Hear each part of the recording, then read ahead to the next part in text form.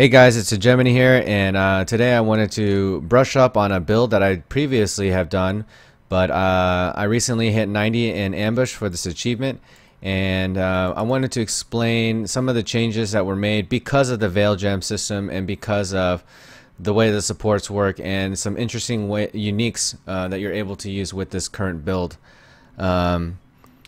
So if you see my other video, the skill tree should be relatively similar except for the Marauder changes.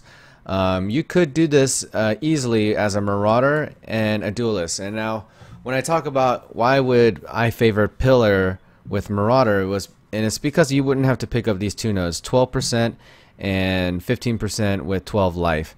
These nodes are actually by far inferior to the regular 10 strength nodes, and it's because of the 16% increased physical weapon damage per 10 strength, plus you get the 2 from the implicit from right here.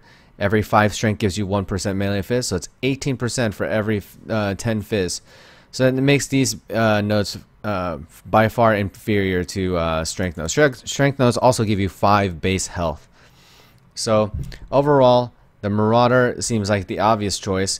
The differences in Marauder and Duelist. Duelist is so easy to level up because you get stuff like mana flows, acceleration, and master the arena early on.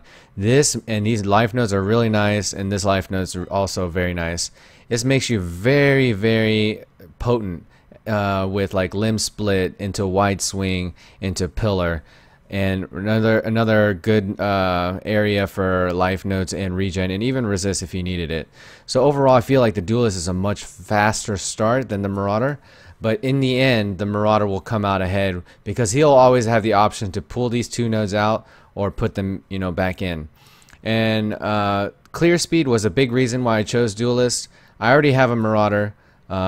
Aesthetically it looks a little bit different. I really love the leap slamming of the Duelist and the staff.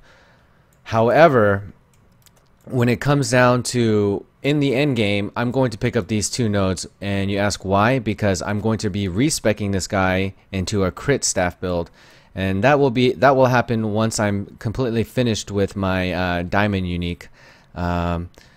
I've discussed my diamond unique multiple times on my stream and even in the podcast. If you are curious to what it is and how it works, I suggest you check out those videos. But I'm really excited because these nodes will work better with a rare staff than a 10 strength node. So the tree will end up looking somewhat different. Obviously, strength isn't like, I wouldn't go for might. This is 2 points. So if you average these 2 points out, you would get like 15 strength and 5 int. 15 strength is substantial increased fizz. It's a lot better than two-handed staff nodes or getting to a 24% node. These are pretty much lackluster with pillar. They're not horrible, but they're not extremely efficient. I'd rather get those strength nodes that give me life and subsequently life regen because I have a higher max and I have a lot of percent regen. The auras haven't changed.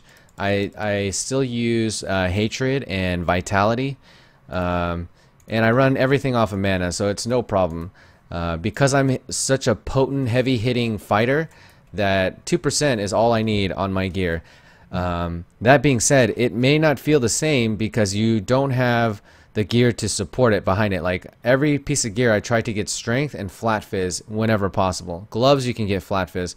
These pair of gloves are pretty mediocre. I got it for maybe 12 chaos, but it does the job, does the trick. Meganors is relatively cheap. It's also the reason I use it is because of mega strength and good flat fizz. Obviously when I use the rare staff, I'd probably be more keen to using a rustic sash or a leather belt with some more survivability and more, or if I use the rustic implicit, I can get even more physical damage with the rare staff and scale it. However, ultimately I think I'll find myself using any kind of belt with +1 to max endurance charge to extend the physical damage reduction, the plus max to all resist, and to extend the immortal call duration. So some other key differences between the duelist from Nemesis versus a duelist now is the Vol Cyclone gem. It's now linked with my Immortal Call because of this increased duration. Increased duration drastically increases the Vol Cyclone period, which essentially translates into more damage. And then the melee physical, that's the most potent node that you can get to do damage and keep up with the leech. So I don't want to put like something like Wed or Added Fire, or even though like with auras it may be better, I still want to be very leech centric behind both mana and health. That's very important. The Carnage Heart is the same.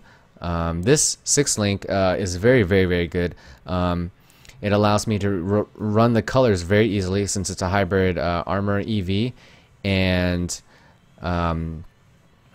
was relatively cheap. It's only eye level 67. This ring right here is not too great, but it gives me the resist and the flat fizz, which is going to scale off of my percentage. I believe I have 1155% increased physical damage just from strength. Oh, I think I picked up some more strength. So I have 722. You multiply that by 18%, and you should get something around over 1100. The pillar, I have a pillar explanation video of how the pillar works, but this is the choice of weapon I've used since level 28. And the abysses, this is the variation. This is the thing that I have newly added because of the all attributes, which scales with pillar. And then I have the 40 to 60 flat fizz, which is insane because it's all multiplied by my increased physical. So that's why I'm able to achieve, self-buffed with, not even 20/20 gems, just like level 19s. And I have a 23/181 heavy strike on a 5 link, and I have a sweep in, at 7800. I have seen this number get to almost 10k, and you could probably achieve around 12k with 20/20s and some auras. So it's pretty damn good. It's very, very cheap build. However, it does require you to be somewhat responsible. Another variation that I put in the links versus the old Nemesis build is this Leap Slam function. Leap Slam with reduced mana so that I can spam it.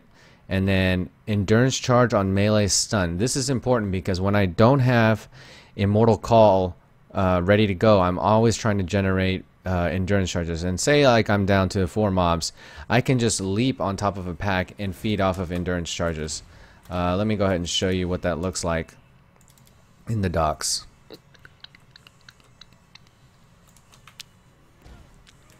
So I'm not casting Enduring Cry, I'm just leaping around, and as you can see, these numbers are going up consistently. You only get 1 per slam, so even though you may stun multiple mobs, you're only netting 1.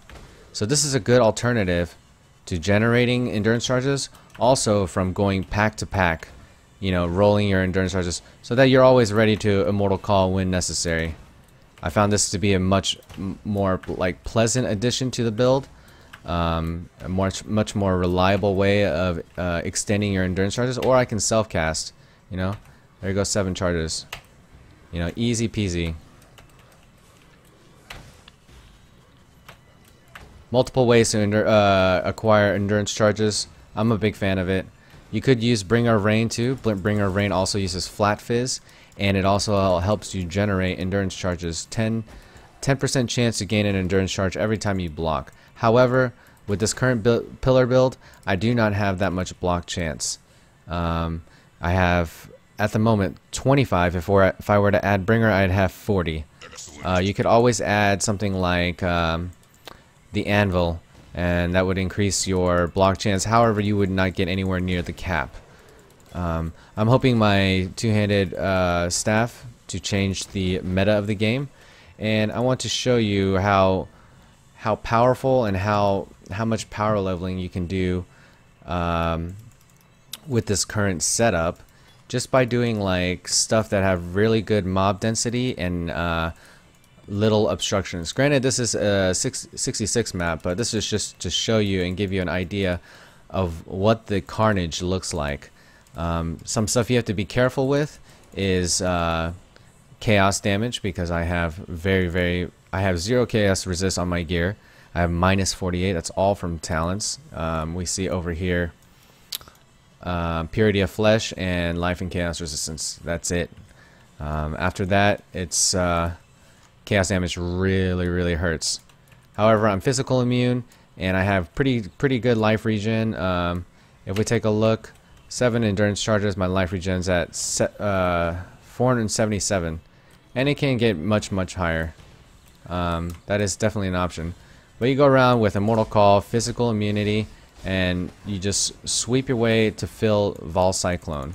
Once your Vol Cyclone fills, you rally up as many mobs as you can, find a good choke point where they will all meet, probably, you know, somewhere in the center so that it's equidistant, and you just chain your Vol Cyclones through damage. Alright, so I'm almost done with filling my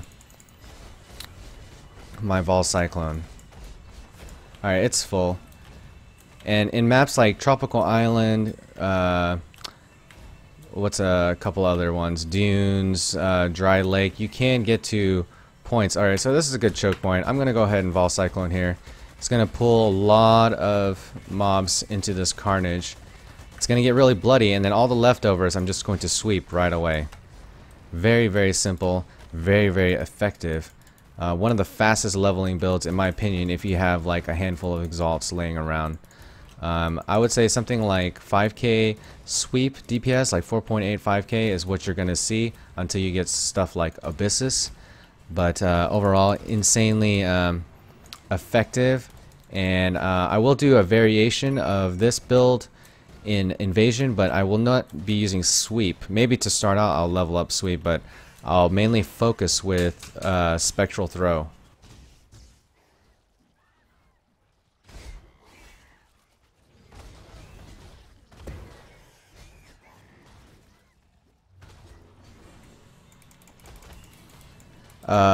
That's gonna conclude the update on this video. I'm gonna make some more guides, and you guys, if you want to see how this build plays in higher end maps, feel free to check out my stream, and I'll see you guys later.